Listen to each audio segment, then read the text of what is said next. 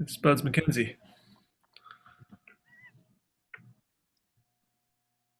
Hello. You have any questions? No, of course not. I haven't given you anything to ask about yet. Don't worry. You'll have questions in a bit.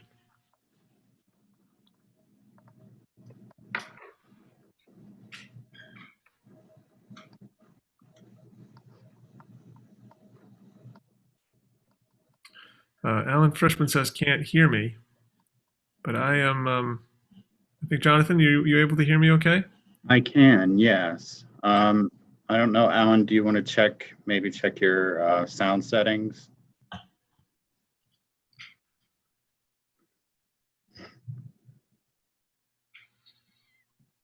Yes. Yeah.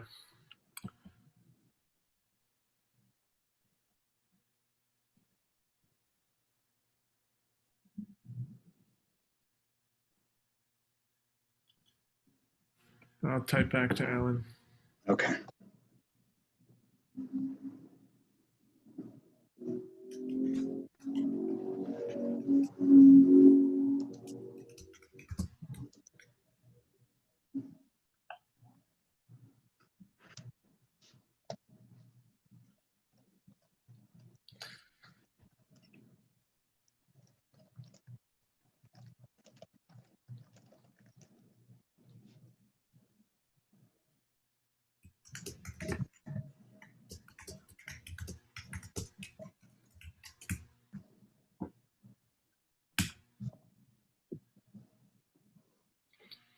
Yeah. Okay. Well, it's 6:05. What do you think?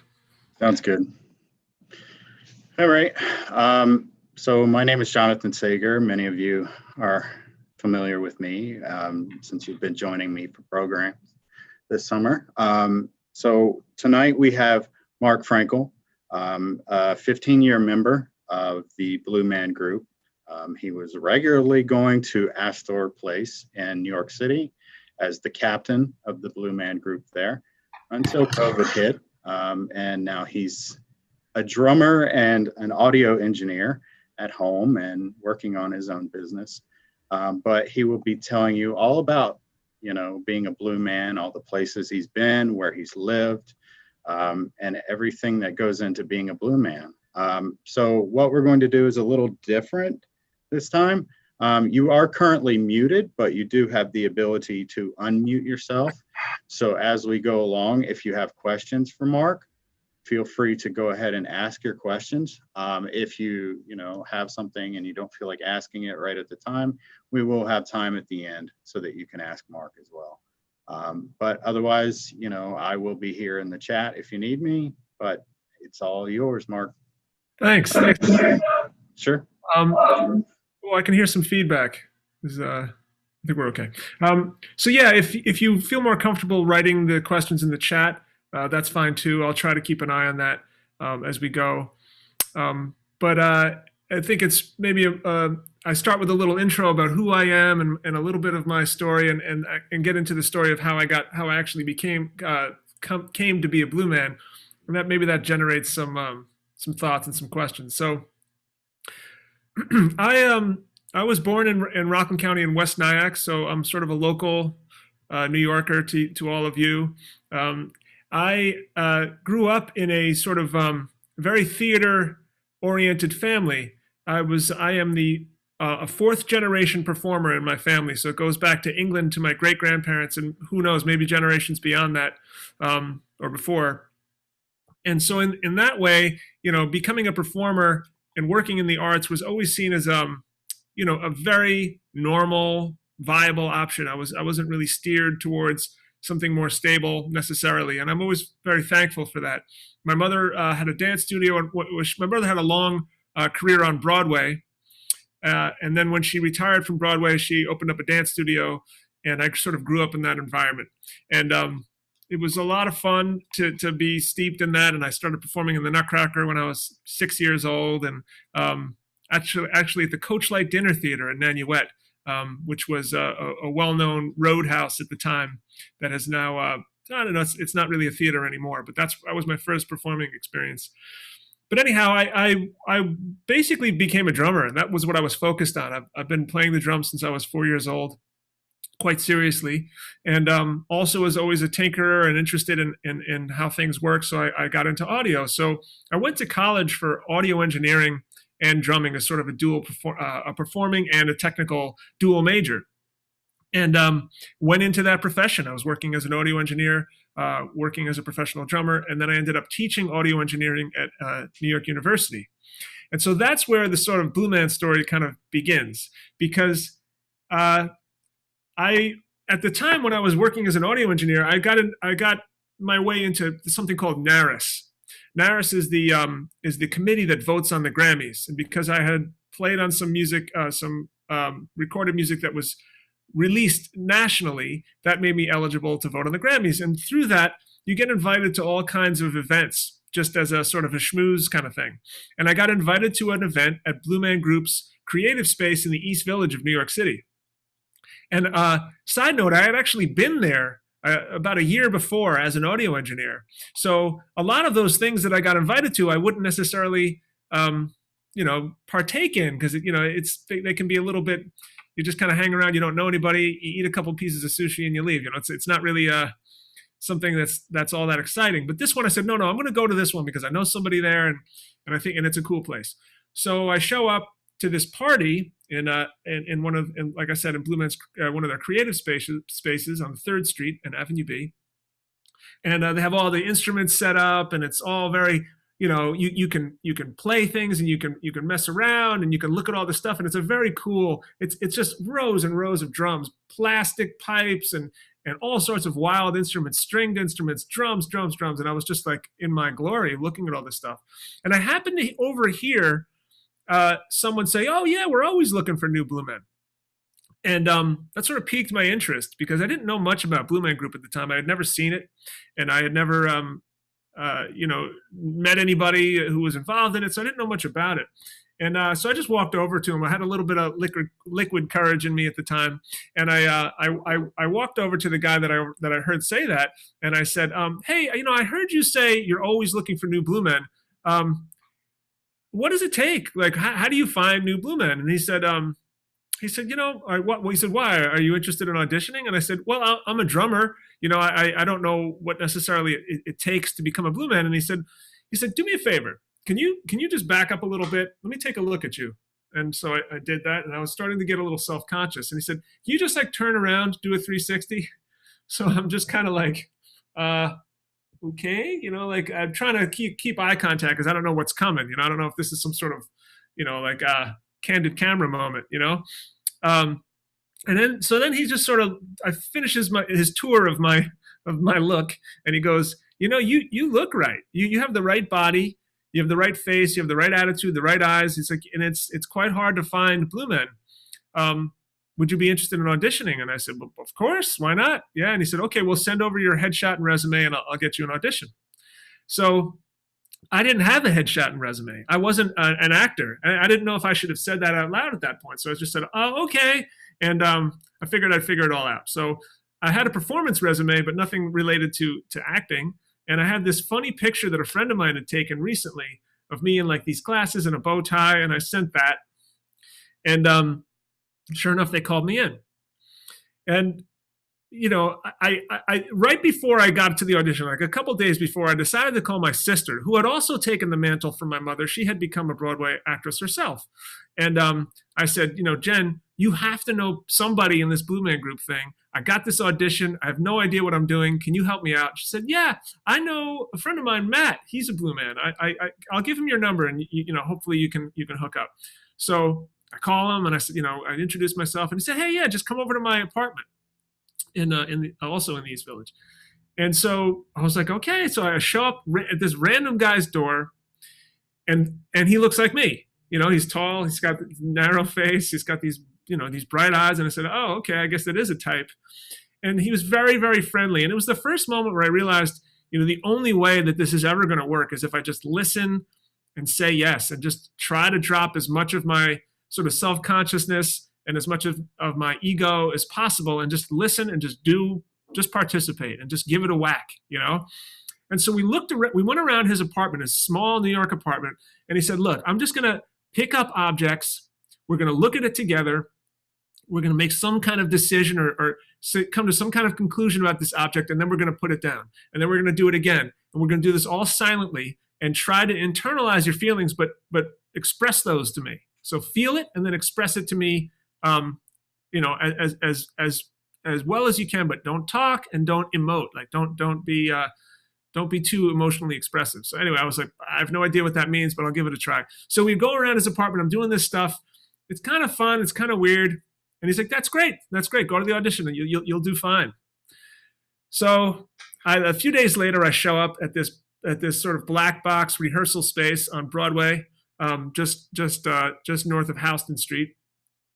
And I walk in, there's a few people in this room, and they say, okay, here's the deal. We want you to imagine that you're a 4-year-old boy and that you're on a playground. You've been separated from your parents. You're on this playground, and all you see is a group, like a clique of 8-year-olds, that they're all kind of buddies, and they're in a circle. But you need help. You can't find your parents, and you need, you're all alone. But, you don't know. These kids could be bullies. They could be enemies, for all you know.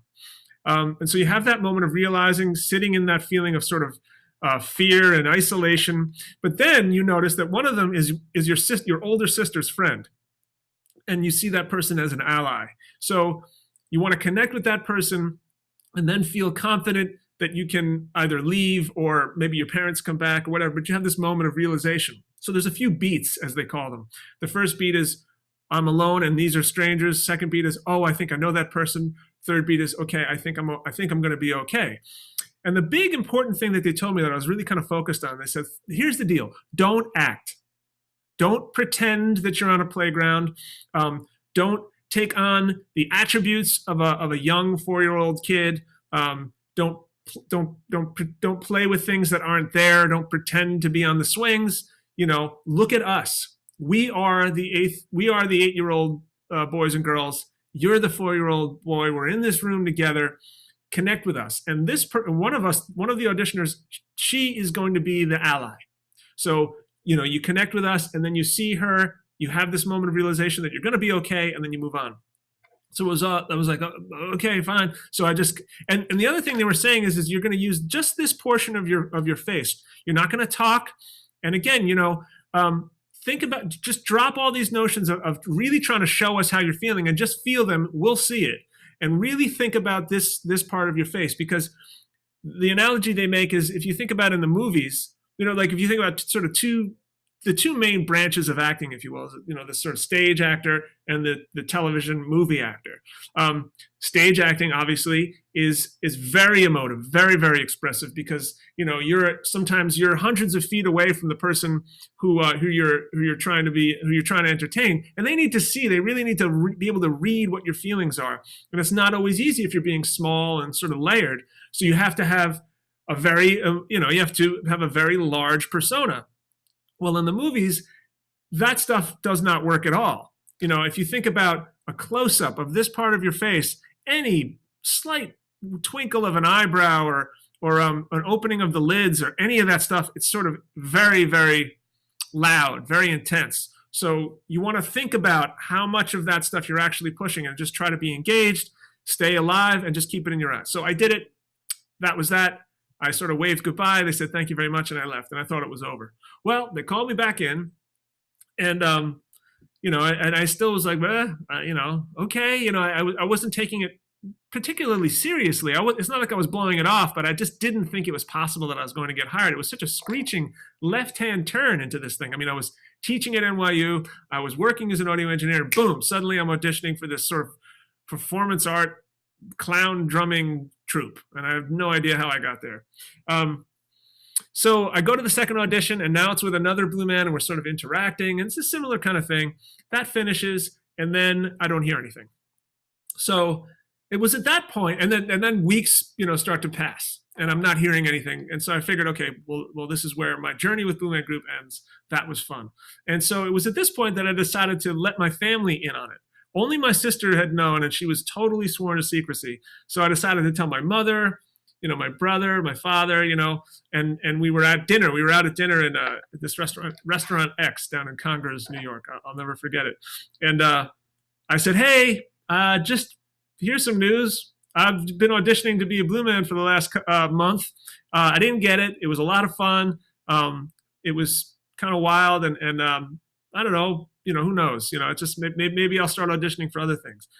And so everyone was super, wow, that's wild. That's so cool. Wow. And my mother asked me, how do you know that you didn't get it? And I said, well, I just didn't hear back. And she goes, that's not a no. That's not a no. She goes, what I would do is I'd reach out, if you could email the auditioner and just get a little bit of feedback as to how the audition went. And so I did that. And then I got a response like either 30 seconds later or that day or very quickly saying, what are you talking about?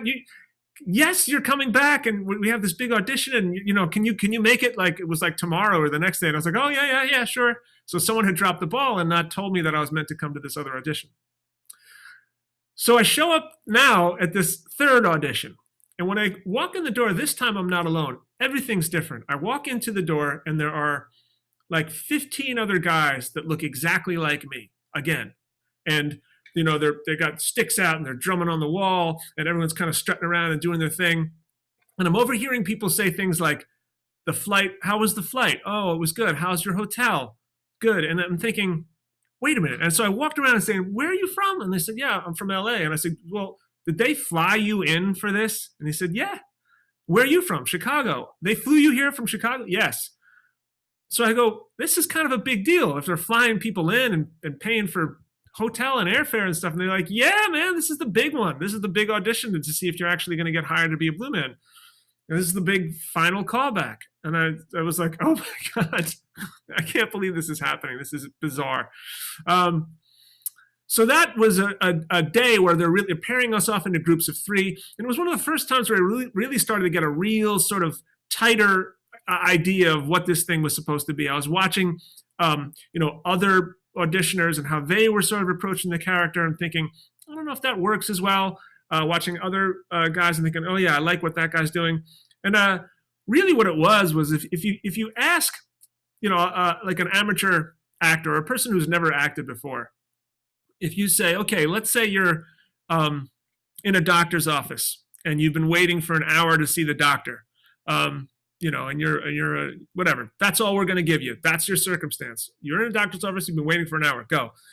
The average person, and this is meant no offense if this is how you would approach it if you were asked that question, but the average person will do something like this. They'll be like, and they'll pick up a magazine and rifle through it, slam it back down, and look, right, and try to commiserate with their neighbors, like checking their watch a bunch of times.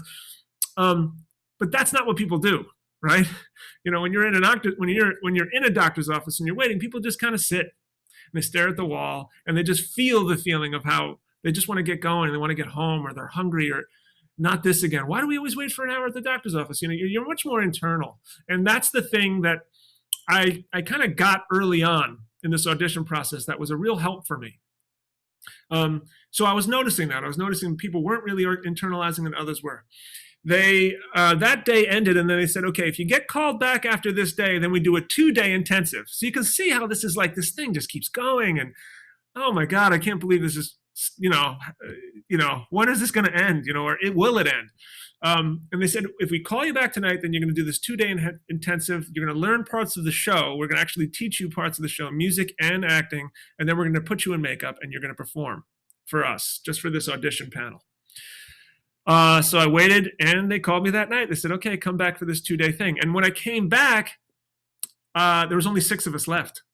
So I was like, oh, so this is pretty cutthroat. They're really slashing guys down here. Okay, so there was just the 6 of us. And I went through that audition, and I got to, actually, for the first time, I got to put on the makeup. And it was absolutely bizarre. I was sitting there at one point just putting it on, and it's so funny when I think back to how slapdash I got to be after a while, how quickly I could put all the stuff on. But in the beginning, I'm with like Q-tips and making sure every little wrinkle is just right and the whole thing's all set perfectly. And they kept telling us, don't worry, we don't care how you look. It just, we want to get you up there. But I did have a few moments of looking in the mirror and having that, we've all had those moments where you just go like, I can't believe this is me. I can't believe this is happening. This seems surreal. And just trying to be present and say, okay, remember this. And then when it was all done, I remember that one of the music directors was a drummer, and he took me aside after it was all over, and it did feel good. It felt like it went well. And he said, "Hey man, I hear you're a drummer." And I said, "Yeah." So the side note is that most of the Blue Men who perform in the show, in fact, the vast majority are actors with a little bit of drumming experience. And I was coming from beyond the polar opposite, where I was a drummer with no acting experience, not even a little. I mean, I had taken some acting classes as a kid at my mother's dance studio, but nothing professionally. And so, here it is, another, the drummer-only Blue Men don't tend to do well. And so they were a little surprised that I seemed to be kind of taking to the character so well, and they were excited about the potential that I had a lot of drumming chops, that they wouldn't have to teach me how to play the drums. And so he asked me to do a few things and kind of spit some things back, and we did a little bit of repeating, some technical things. And then when that was all over, he looked out at this crowd, this auditioning. There was 20 directors and auditioners, and they all erupted into applause. And it was at that point that was like the first moment where I said, like, okay, I think this is it. And then they asked me to start start training. And I had no idea that when you start training, that doesn't mean you're hired into the show. But I didn't know that. So then I put it on blast. I told all my friends. I told my mother. I was like, you can tell everyone at the dance studio. And it was, Mark's going to be a Blue Man. But what happened is that there's like a 50% failure rate when you get into the training process. In fact, I was learning the middle role, the center role, and that has an even higher failure rate because it's this one that carries so much of the narrative arc throughout the show. I don't know why they decided to give that to me, the non-actor, but there we were. So, and I took to the training process. I enjoyed it. They seemed really, really positive about it. But then when it came time where I actually started doing my first shows, I often get asked, hey, how was your first show? What was it like to be finally on the stage in makeup? And the honest answer is it was terrible. I did not enjoy it at all. I was covered in this goo. It was up my nose and in my eyes. And I wanted to breathe. I wanted to open my mouth and, inhale and take real big breaths. Couldn't do that. You got to keep your mouth closed and have this sort of steady, wide-eyed, tight mouth look, that's the look. And I was just not enjoying it and not feeling comfortable. And more importantly, actually, was the feeling that I had sort of skipped the line. I'd sort of gamed the system in a way, and that I didn't belong up there. I was a fraud, and they were going to find out that I was a fraud, and it was just a matter of time. So why not just give it up now? And funnily enough, I was dating a woman at the time. We're no longer together for obvious reasons, but she was trying to make her way as an actress. And, she was auditioning and trying to get gigs and picking things here or there, but not really, really getting much purchase in the business. And this was my first audition, and I got the gig, and here I am on stage, and she couldn't wrap her brain around it. She said, like, it just isn't fair. It's just insane. And I felt the same way. I did feel like, not to repeat myself, but I did feel like I had sort of cheated my way in. And it took about a month or maybe more of shows. And it was to the point where they were saying, like, what happened to you? You were great in the audition process. You were great in training. Now your shows are terrible. Like, what's happening? And I didn't want to say the answer, which was that I don't believe I should be doing this. I don't believe I belong up here. But I thought that would for sure get me fired if I said that. So I just said, like, I don't know. I'm just trying to remember everything, which was nonsense. I knew the show inside and out. I eat, slept, and breathed that show when I was in training to the point where I knew it like the back of my hand. But so that wasn't the issue. The issue was that it was this confidence thing. But that eventually I had enough successes that sort of accumulated into finally like a show that felt like I was really doing it right. They liked it, and then they hired me, and that was 15 years ago. And to this day, I can't believe it happened. I was 30 years old when I got hired, so I'm 46 years old now. And when I do these sorts of talks, and I talk to, sometimes I talk to groups of school kids and stuff, and I say things like, I was 30 when I got this job. I mean, that probably seems like 30 seems really old to you when I'm talking to these school kids. Um, you know, you get a lot of chances at life. You get a lot of tries, a lot of bites at the cherry, as they say. And you just never know. And I was so thankful that I decided to go to that party, and have this bizarrely wonderful, rich, interesting experience. So I'll stop there because I want to. You might be like, is this guy really a blue man, or is he just taking our time here? So what I'll do is I'll quickly share a video of me performing at the AT&T Center in Dallas all the way back in 2008. I was on an arena tour with Blue Man Group, and this was a pretty elaborate setup where it was an 11 camera shoot. There were cameras everywhere. I remember looking up into the audience, and what seemed like hundreds and hundreds of feet away, way up high, and how small people were in the arena. I think it was 20,000 people, and just saying to myself, wow, whoa, this is crazy, over and over again, and trying not to say that too much because this was being filmed for this DVD that was going to be released. So I had to be in character, but I was just overwhelmed by the whole thing. So here's me being overwhelmed and at this point, I'd only been doing it for 3 years. I was hired in 2005, so this is 2000, might have been 7, so it was only a little less than 3 years. So I was pretty new at this point. I was thrust into a pretty crazy environment. So here's a little taste of that. I'm the one mostly in the middle. I'm holding the big thing that we call the trombone. So hang on one sec.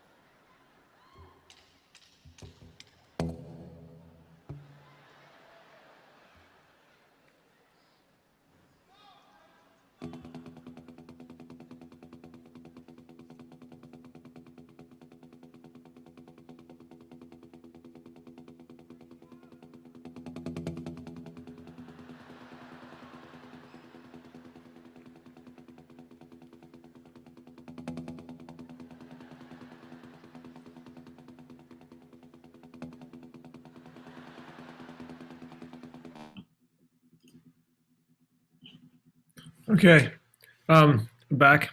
So yeah, that was a long time ago now. But you're looking at a kid who just couldn't believe what was going on. I mean, I guess I wasn't a kid. I was in my 30s, but it felt like a kid at the time. I can pause there and ask, does anybody have any questions yet? Or would you like me to just keep prattling on? I see a hand wave. If you unmute, I can answer your question. No? Or you're just waving? I think there we go. There you are. Yeah. Yeah, we have a fun connection. That's part of why we're intrigued. I graduated with Matt Goldman and Chris Wink. Oh, no kidding. Yeah, And it's funny, you played the character of Chris, right? The middle guy was Chris Wink in the original. Right, that is, yes. Yeah, so I got just questions in terms of what are they doing now? In other words, are they continuing to write stuff and expand, or? So, all right. So just to for the group, I could just give you a little context. Blue Man Group was founded by three men: Chris Wink, Matt Goldman, and Phil Stanton.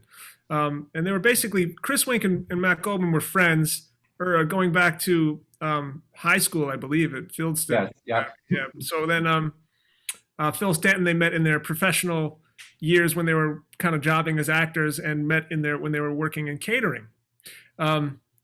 So there's a funny side note, actually, is that it was their work in catering, the three of them, where they were really kind of getting along and thinking like, oh, we kind of think alike, where they were, playing with food on their time off, being in the kitchen and throwing food. So that a lot of the throwing, the catching marshmallows, catching gumballs, playing with cereal and Twinkies and bananas, a lot of that came from their catering, especially Jell-O.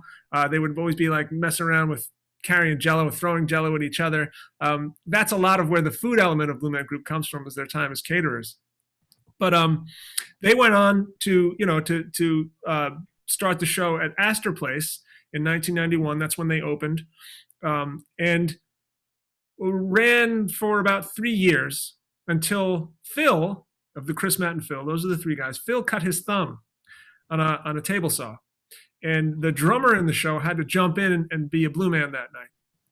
And it was at that moment when Phil was sitting out in the audience and said, like, oh, wow, I don't have to do this anymore.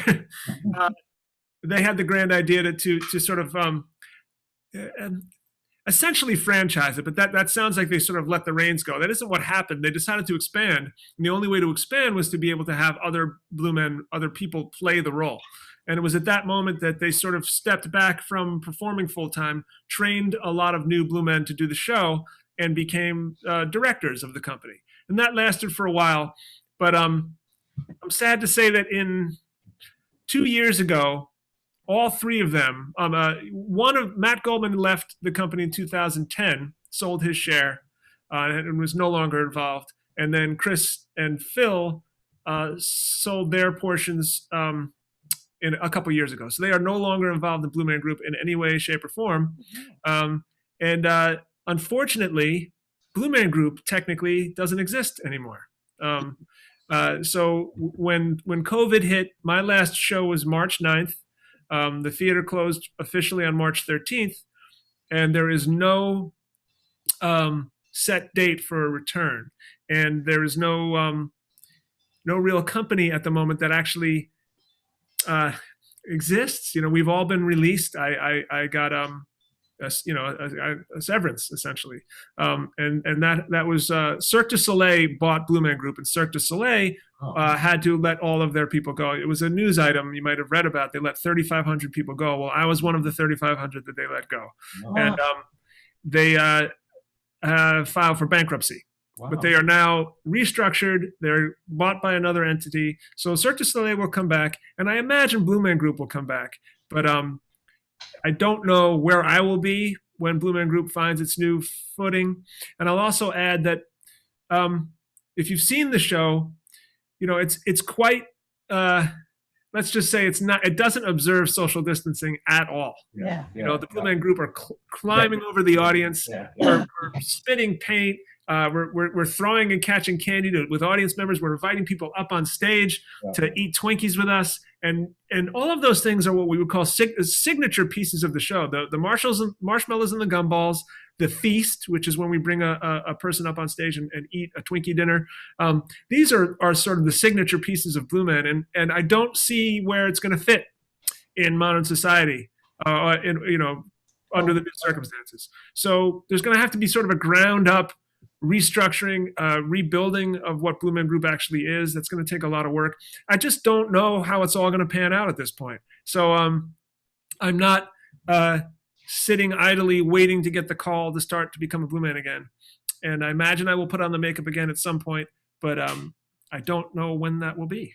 So was there some original writing past their writing? Because some like that skit you were in, there was no big band behind them at Astor. In other words, Well, we saw it a couple times at Astor. right. We did. So was that was there continual writing and evolving, or was it? Oh, yeah. That piece?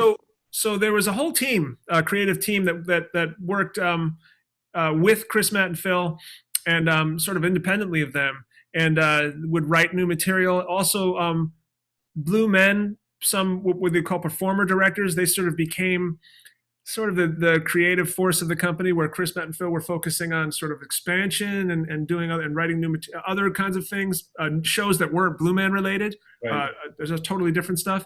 So yeah, we were constantly writing stuff. I wrote things and directed things that went into the show. We all kind of had a hand in it in some way. It became very much a, it started as sort of a salon, a creative salon. Everyone was kind of very egalitarian. Everyone had a voice. That was the way the Blue Man Group was structured right up until until COVID hit, where we're all, people on the technical crew had a creative voice. People on the cleanup crew, if they wanted to give notes to the Blue Man performer, that they could. That's the way it was structured. We gave notes after every single performance. So I would come off the stage for, I did about over 3,000, maybe 3,000 to 4,000 shows in my career with Blue Man. And I would come off the stage every single night, and we would discuss the show and give each other notes. The performers would talk to each other and say, hey man, I'm not so sure about that choice. Because, there was to a degree, the show was totally improvised. Especially when we were interacting with the audience so much, it's like a fourth character that's new every night.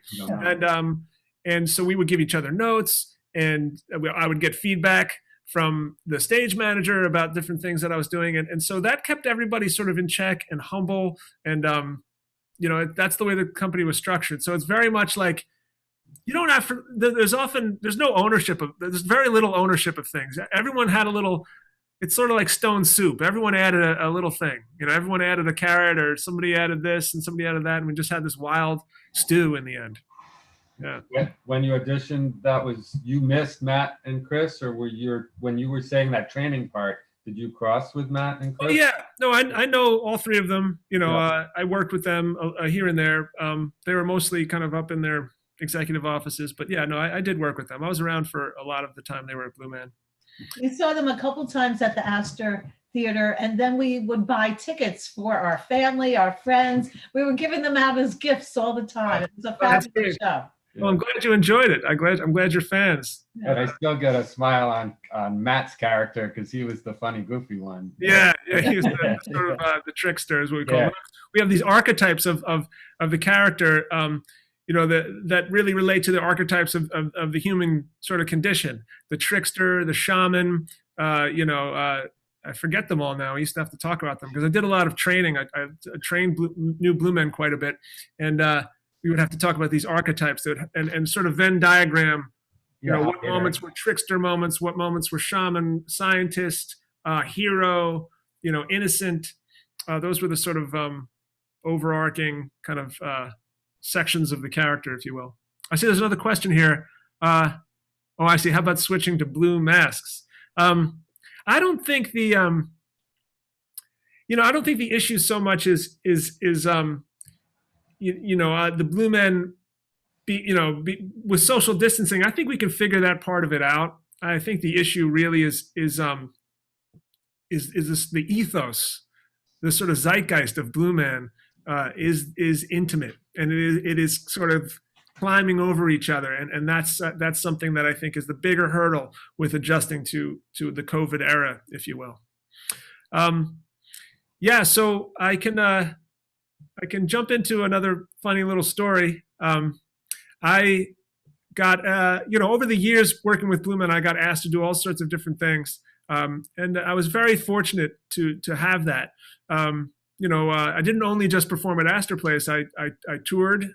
When I first got hired at Astor, I then moved to Chicago and bought a home there and then did the show there. Then they moved me to Amsterdam in Holland, did the show there for a year.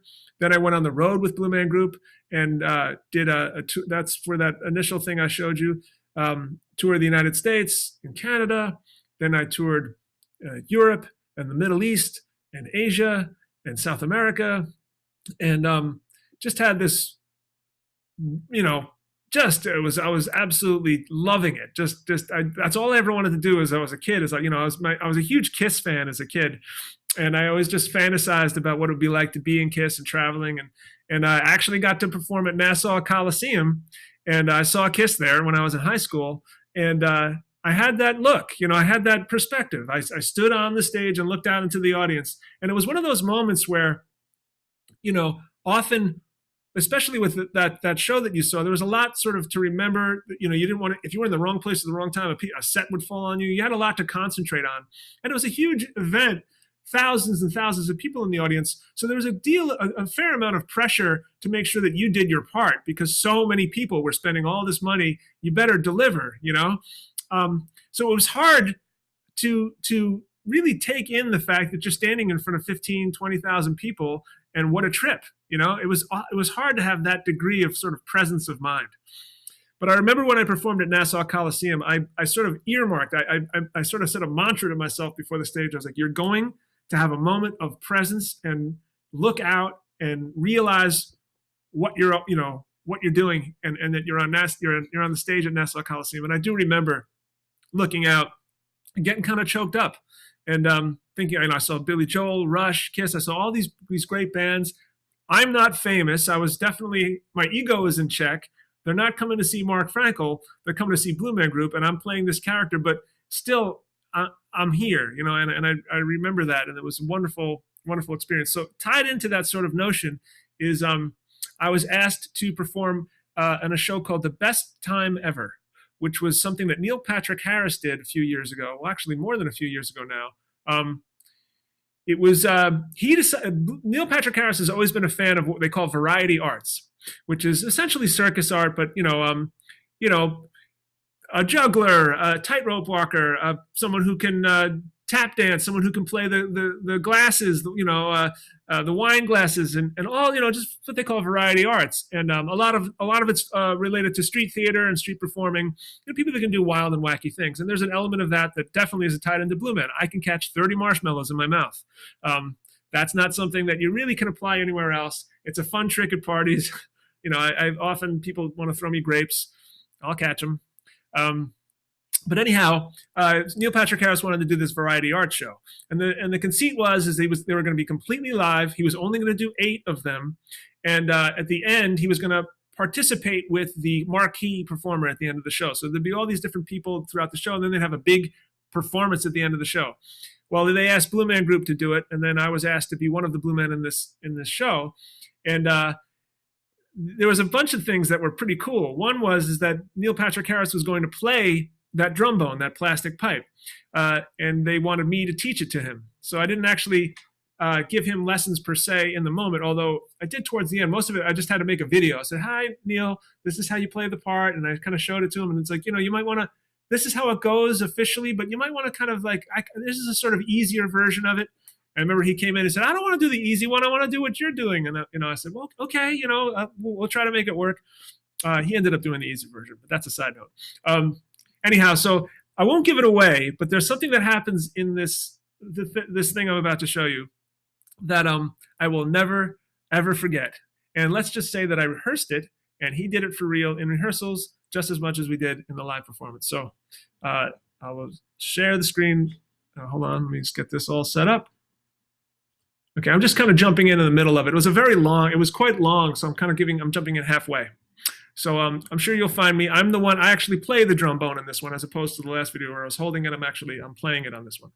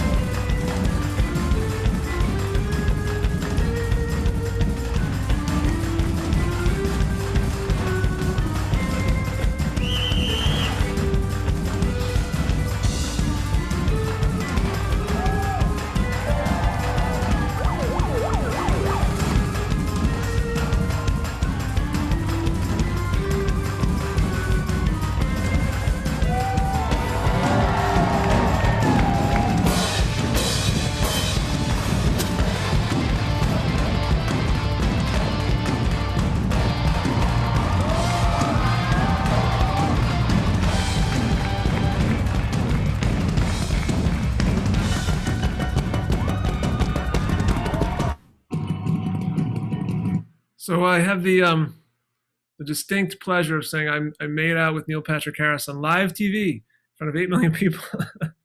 And when we were rehearsing for that, I remember him sort of looking at me and saying, "You ready? You want to do this?" And I said, "Yeah, of course." You know, I was being professional, and it was a unique experience. And when we went for the big one in the show, that was when he really went for it, and I remember our teeth were banging together, and it was one of those. I mean, talk about surreal.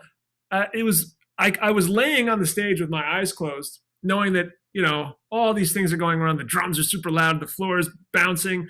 My pregnant wife is in the audience, in the studio audience with us.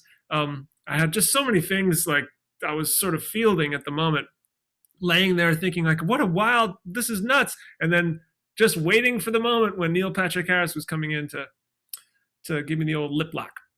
Anyway, so I can open it up for some more questions, or I can take you further down memory lane. We're sort of getting close to the end, so I don't want to, if you have something you wanted to ask, it would be now's a good time. I wanted to ask about, I saw that, I'm surprised it didn't get more popular, and I'm not sure what period it was, when they do that, talk about connection with famous people, with Dave Matthews and all that was, when I saw that movie with all the famous musicians, that was truly special. Dave Matthews is a fan of Blue Man and connected to Chris, Matt, and Phil personally. He's a really nice guy, and he's always been very available to do things. And we had a charity show, it was a while back now, where he performed, and he's just a really good guy and a friend of Blue Man. And, you know, it's been nice over the years getting like a tip of the hat from certain people. David Bowie is one. David Bowie was a big fan of Blue Man Group. I got to perform for him at one point. You know, and that's, talk about legit. It doesn't get much more legit than David Bowie. And that felt really good because, you know, often Blue Man Group was relegated to everything from being called a tourist trap to being called, you know, sort of like low art, goofy, silly, not funny, not entertaining. You know, I mean, that's fortunately the minority. Most people just found it pure entertainment and a lot of fun. But, you know, it wasn't meant to be, you know, this sort of high art commentary thing. It was meant to just be a romp and a lot of fun. It ended up being a good sort of look at humanity and a moment to sort of stop taking yourself so seriously and try to connect more and focus on the tribe. You know, I mean, I think we're really embracing the notion of tribalism, and that's the only reason why the human race thrived, was because of tribalism, because we looked out for one another. We gathered up and we got together and made sure that everyone was fed and healthy and warm. And that's something that I think Blue Man really, really embraced, was that notion of tribalism. And that's the thing that I think is vexing us all at the moment. Not to get to wax poetic too much, but I think that's the thing we're all struggling with, is our tribalism has been altered, has been interrupted. And theater is a really strong part of that, a really big beacon of that. In fact, we didn't know this, but Broadway is, I think, the biggest business in New York City, is one of the largest revenue producers in New York City is Broadway. So it just goes to show how much people really want to get together and you know, be part of a gathering, if you will. I'll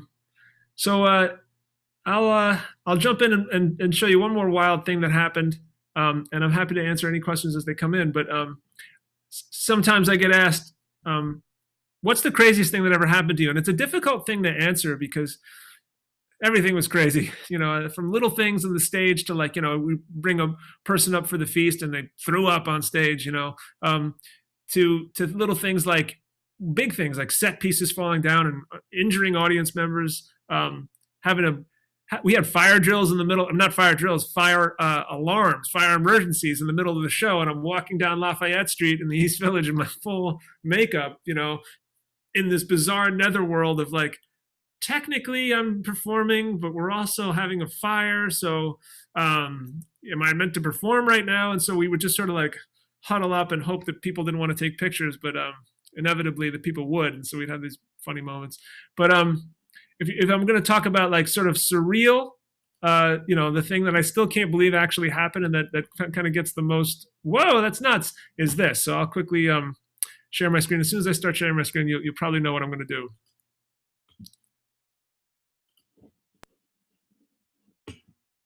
Mark Frankel, Tom Galassi, and Matt Ramsey are part of this performance trio that doesn't speak. Laura. What is the Blue Man Group? Yep. Blues for 12. So yeah, I was a Jeopardy question, and I knew that was coming. That wasn't a surprise. They actually got they had to get clearance because they were going to use my first and last name. So I had to kind of sign a waiver and do all this stuff. And apparently that's how that stuff works. They don't just throw your name out there. But yeah, I got a lot of, my phone was just buzzing that night. Did you know you were just on Jeopardy? I was like, yeah, I know. I was waiting for it. It was supposed to happen months ago, and it took forever. But yeah, it's just a sort of an indicator of, I guess, just how strange life can be, and it continues to be strange. I'm now sitting here at my computer in my little studio behind my house, talking about these things in this sort of new, strange way that we're all getting really comfortable with. I mean, who saw this one coming, right? But here we are. Well, we're getting near the end. Does anybody have any more questions or want to know anything? I can, John, is there anything I missed? Jonathan? Well, I just like to point out that I like their self-awareness, if people have seen the show, that they were making fun of high art with that whole Wyatt, with the woman sucking up the woman in the vacuum in the field. I mean, that's great. I mean, yeah, I don't want to. I think it's okay to give away some sight gags that were in the show. So what John is referring to is a Wyeth painting of Christina's World, a very famous modern painting where it's just a woman sort of laying in a field, looking at a house, at a barn in the distance, and it's kind of charged emotionally. It looks like she might have fallen, or maybe she hurt herself, or maybe she's meant to be in a wheelchair and lost it. I mean, there's a lot going on in that picture. And then in a moment of tension during that feast that I was mentioning before, where we're cleaning up the Twinkies that we were eating, we're cleaning up the wrappers using a big vacuum. It's so much about the ritual of eating. So we haven't even got to actually eating the Twinkies yet, but we're unwrapping them, setting them up. Now I'm vacuuming up all the wrappers, which is absurd if we were really talking about actually eating. But at one point, one of the Blue Men accidentally sucks up a Twinkie with the vacuum.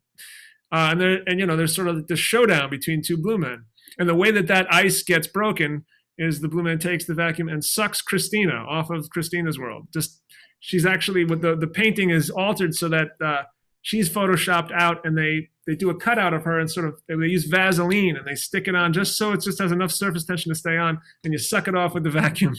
And it is a very effective sight gag that still would make me laugh when I would watch the show. But like what John is saying is true. We were sort of taking what would really be, a page in an art history book, and a thing you would go to, I forget where it's hanging, maybe in the Modern Art or Med or something. But anyhow, you'd go see this thing and rub your chin and think about it. And here we are, playing with it with a vacuum. I mean, that's very Blue Man in its essence. Yeah, and very self-aware of the absurdity of it. Yeah. Exactly. Yeah. The absurdity of everything, really. The absurdity of art history as a class. I mean, it's wonderful and important, but it's also absurd, because who's to say what art is history and who determines where art belongs in the annals of history?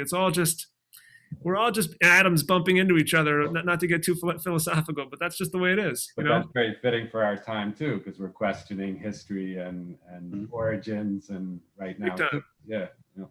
Yeah, I didn't expect this to get too philosophical, but this is true. Yeah, I found the show very deep, very it was really saying, let's look at our culture and how we behave in so many levels. And how we can laugh at it. Yeah, exactly. Yeah. We have a good time laughing at ourselves. Yep. Sure. I like to laugh at myself quite often. Mark, I was just going to ask you about the M&M's commercial. I know I'd kind of seen that, but can you tell me about that? Well, this is an interesting thing. So I was asked to do a commercial. There's a couple funny stories about this. I'll play the commercial. It's very brief, and then I'll give you two quick little funny stories about it. Hang on, let me get that set up. Okay. Look, I'm done being an M&M spokesman. Oops, sorry, I didn't do it right. Gig. Sit with me, sorry, didn't do it right. I don't think I did it right. There we go. Look, I'm done being an M&M spokesman. Mr. Blue. I've got a new gig now, and it's a perfect fit. The M&Ms split up. Reunite them by looking under the wrapper, and you can win $100,000. So that right there, that 15 seconds was the most I ever made in a single gig for Blue Man, because I was a salaried performer, but that was done through SAG-AFTRA, Screen Actors Guild, and I got residuals for that. And I remember the three of us, we got our first residual payment. This is the way it works with a lot of actors. You never know what's going to come in the mail with residual payments. But the first residual payment came and it was like, $300 or something. I was like, oh, that's nice for doing that little commercial. Oh, cool. I put that away and said, that was fun. And then another one came and it was like $1,200. And I was like, oh, cool. All right. Well, that's that. And then we had one day where my mailbox was stacked this high. And I was like, whoa. So, that was a very fun commercial in a lot of ways. But here's the more interesting story, is we were sitting there putting on our makeup, and there was all these people milling around, as that happens in commercial shoots, because it's more than just directors and key grips and best boys. There's all the corporate element. They're all there. The suits, the marketing people are always around. And this one suit guy comes over and he's like, oh, I've always wondered what the makeup was like. Oh, that's cool watching you put it on, where they're like smearing the blue on ourselves. And it's like, well, neat. He's wearing sort of an ill-fitting suit. And I just spun around in my chair and said, hey, what do you do? And he's like, I own M&Ms. And so he was he was like the president, CEO, boss man of M&Ms. He was the guy who owned M&M Mars. And I didn't miss a beat. And I said, oh, cool. Are we going to get some M&Ms for this? I love peanut M&Ms. It's my favorite candy. He's like, oh, right. You like peanut M&Ms? I said, yeah. And he goes, have you tried the pretzel ones? And I said, no, I haven't. He goes, all right, we'll hook you up. So I get this notice that there's a courier thing coming to my apartment in Brooklyn, and they keep trying to deliver it, and it's boxes. I got sent 80 pounds of M&Ms from this guy, and that's a lot. I mean, it's boxes. They went stale. I couldn't eat them all. They went bad. I had to throw some of them away. I was giving them out to friends. Were they all pretzel or any peanut? I'm sorry, what's that? Were they all pretzel? Or no, pretzel and peanut. It was like he knew exactly what to do. He remembered, and he sent me peanut M&Ms and pretzel M&Ms. And I for a minute there, I don't think I ever wanted to eat another M&M as long as I lived. Speaking of commercials, what about the Intel commercial? That one. Well, the Intel. So what John's referring to, in 2000, roughly, maybe 99, 98, 99, 2000, somewhere in there. Blue Man Group was asked to do a commercial for the Intel Pentium 4 chip, which it was like a lot of things with Blue Man. Intel's sort of marketing color was blue. Excuse me a second. So, of course, they go to Blue Man Group. Hey, would you want to be in a commercial for Blue Man? And at that point, Blue Man was only, I believe, in New York and Boston and Chicago, and that was it. It was just the three big theater towns in the United States. And that's where Blue Man had a presence, and that was that. Well, Intel comes along, and it sort of rockets into the next phase of recognition. And on that wave of popularity and recognition, they were able to open this show in Las Vegas. And it was arguably when they did that, when they opened the show in Las Vegas, that it sort of Blue Man really became a household name where most people knew what it was and recognized the character. And then it has only continued from there. They used to say, we'll never be in Orlando. That's not Blue Man. We're never going to be in Orlando. And I remember at the time thinking like, I'll bet you we're going to be in Orlando. Sure enough, of course, it's one of our biggest revenue shows, or was, and we'll probably be the first to reopen is the Orlando show. Yeah. Funny twist I can add, just going back, that I had another friend who was friends with Chris and Matt, and he said in the early days, before Blue Man, he would go to these parties that they would go to. I don't know if you heard this, but they were these like improv parties that just were so weird to him. He was like, after a while, he stopped going. He wasn't, into it. But he said they were the weirdest, like, that's kind of where it kind of grew out of these strange kind of improv parties that my friend would go to.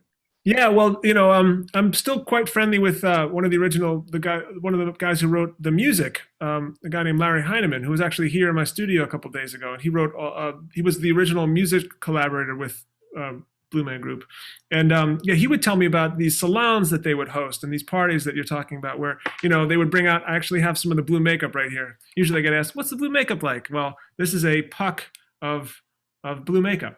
And when I'll get back to the story, don't worry. I have a momentary lapse of linear thought. So in April they said we could come and clear out our lockers. So I went and got to get all my stuff that was at the theater, and I stole a costume and boots and makeup and a bald cap. So this is what the bald cap looks like. It's a vinyl flesh-colored bald cap. That gets fitted to my head, and then this makeup. This is the blue makeup. It comes in what's about the dimensions of a hockey puck, and that's what the blue looks like. Funnily enough, I was putting on the makeup one time, and I just happened to look at the back.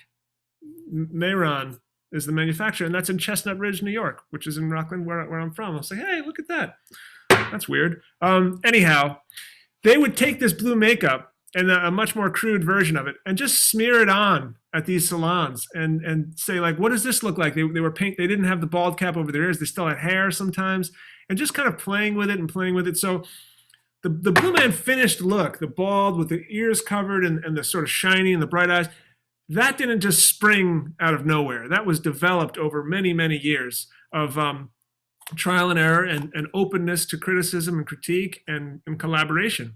And they arrived at this sort of very simple outfit. So the drapey black tunic and pants that we wear, it was sort of meant to say, okay, well, let's take clothes out of the equation. Let's not make it about clothes. And so it's essentially, if you're familiar at all with the Japanese style of puppetry called bonraku, it's as if we're wearing sort of a bonraku type outfit to sort of eliminate the body or make it less influential on the overall presence of the character, make it much more focus everything up to the head and the hands, which are what's blue. The simpleness of it, I think, is probably why Blue Man was running up until COVID, for so long, for nearly 30 years, because with that simpleness and with that simplicity of emotional expression, just using your eyes and intent and timing, not much else really. The audience is able to sort of imbue their own personal experiences into the Blue Man that they're watching, and they can have these very deep personal connections with either a particular performer or a particular situation, or relate heavily to this. Oh, I get it. I've been in that situation before, and that's a charm of the show and a charm of the character that really relates to being a sort of a simplicity, and a very open, simplistic, childlike, innocent attitude. When I was learning to be a Blue Man, they took us to Washington Square Park, and they took us to the dog run, and we would watch dogs play and interact with one another. And I remember the person who was training me saying, "Look at how they work with each other. Look at how they play. They have no history. They're only in the present moment. They're not using anything from any sort of historical context. They have nothing has context. Everything's just now. What's that? Go, get this. Ooh, who's that? Cool, no, and boom. And just watch how they play. And that's very, very much how Blue Men, the notion of our emotional state is very much to like a dog. And I actually said, well, I wonder if it works for a cat. And so I've never been much of a cat person, but I did have a cat growing up, and obviously a lot of my friends had cats, and I watched a cat and how they behaved, and I said, I relate to that better. And so basically, when I was a Blue Man on stage, I was just pretending to be a cat. That's pretty much it. And how cats have that sort of aloof but intense attitude. And I think that's what you kind of want when you go see the Blue Man. You don't necessarily, it's like when you go to the zoo, even when you go to something like a human analog, like when you go to the zoo and you see the gorillas, so much, I find so much energy I'm putting into is trying to connect with a gorilla. I stand at the glass saying, okay, look at me. Can we have a moment? This gorilla and I, does he know I'm here? You know? And it's so difficult to get that. Sometimes you'll get a glimpse. They'll look at you for a second, but then they're on to something else. And it's this rare, precious moment. I think he recognized me. I think he saw me. You know, I carried that notion into the show. So when I was performing for the audience, I wanted the audience members to see me as the gorilla. I wanted them to see me as the one that it would be so precious and wonderful if we had if I could get their attention for 1 minute. So the point is that like if people were doing anything to try and get my attention or mugging or calling for me or saying, yeah, hey, we'd get some pretty dopey tourists, to be honest. And they would be trying to like, you know, rattle us up. The only way I ever approached it was just totally not engage. And the only people that I would engage with are people that were truly showing me that they were, you know, in the moment and really present. And then I would engage with that person and we would have these wonderful moments. And I would be staring at a stranger in the audience saying, I'm just me, you're just you, I'm not an actor, and we're having this moment and I don't know what to tell you, you know, I don't know how long this is going to last. And I would be thinking all these things when I was looking at the person in there, and they obviously had no idea I was doing any of that, but hopefully the idea is that maybe some of the world was peeling away and they were just having this, you know, intense personal moment. But yeah, that's my life as a Blue Man, pretty much. I mean, you know, there's a lot to it. There's a lot more, and it can kind of go all night and go on, but I don't want to overstay my welcome. So I'm happy to say good night now, unless there's any other questions. No, thank you. Yeah, it's awesome. No, thank you. We love it. We love the show. We do. Yeah, we went over and over. Well, thanks very much. Yeah, thanks, Mark. We really appreciate it.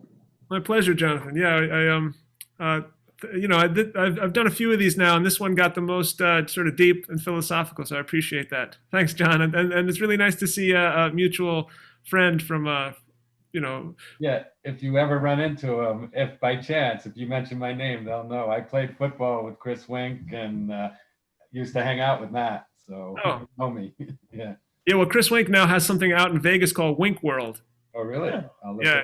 Yeah. Yeah, he's developed his own, or someone has developed with him their own little homage to everything Chris Wink. Yeah. Pretty out there. Yeah. We'll have to visit. Yeah, we'll check Yeah. it out.